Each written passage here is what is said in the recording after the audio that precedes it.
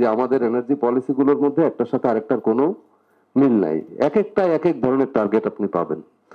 তো renewable energy policy আবার আরেকটা কন্ট্রোভার্সি তৈরি করছে আমাদের এনার্জি পলিসিগুলো টার্গেটের মধ্যে। তো ফলে এইটা কোনো ইতিবাচক কিছু হয়নি। আরেকটা বিষয় হলো যে এই পলিসির মধ্যে নারীদের প্রসঙ্গটা বা অন্তর্ভুক্তিমূলক এনার্জি ট্রানজিশনের আলোচনাটা সম্পূর্ণভাবে অনুপস্থিত।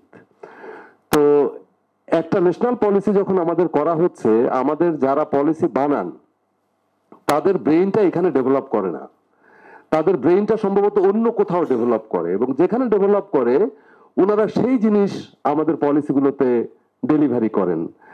বাংলাদেশ যে তার একটা নিজস্ব চরিত্র আছে, তার যে নিজস্ব একটা বাস্তবতা আছে, এখানকার নারীদের জীবন, এখানকার সামাজিক বাস্তবতা, অর্থনৈতিক বাস্তবতা, আমাদের সংস্কৃতি, এগুলোর যে একটা নিজস্বতা আছে, সেই জিনিসের ছাপ আমরা আমাদের কোনো পলিসির মধ্যে দেখি না।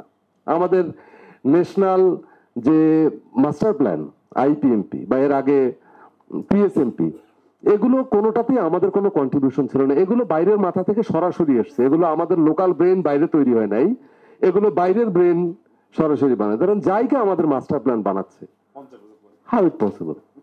মানে একটা দেশ 50-55 বছর আগে স্বাধীন হয়েছে, এবং এই দেশে আমার চেনা অনেক এক্সপার্ট আছেন যারা এরকম পলিসি বানাতে পারেন।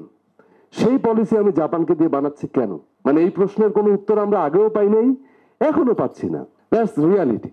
তো ফলে মানে অন্তর্ভুক্তিমূলক যে আলোচনাটা আমরা কনসিস্টেন্টলি করে আসছি, বলে আসছি, সেইটার কোনো রিফ্লেকশন আমাদের পলিসি ডেভেলপমেন্ট প্রসেসের মধ্যে আমরা যুক্ত করাতে পারছি না। আমরা উনারা আমাদের অ্যাওয়ারনেসের কথা বলেন, আসলে উনাদেরকে আমরা অ্যাওয়ার করতে পারছি না।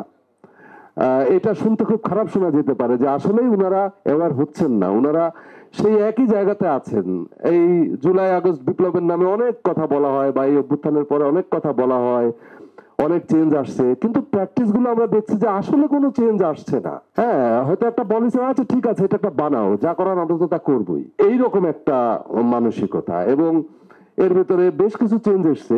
আমাদের স্পিডি অ্যাক্ট বাতিল হয়েছে, আমাদের বিইআরসি আইনটার একটা 34 ক ধারা আবার রিস্টাবলিশ করা হয়েছে, অনেকগুলো কাজ হয়েছে, কিন্তু প্র্যাকটিস যদি দেখেন যেখানে ছিলাম সেখানেই আছি।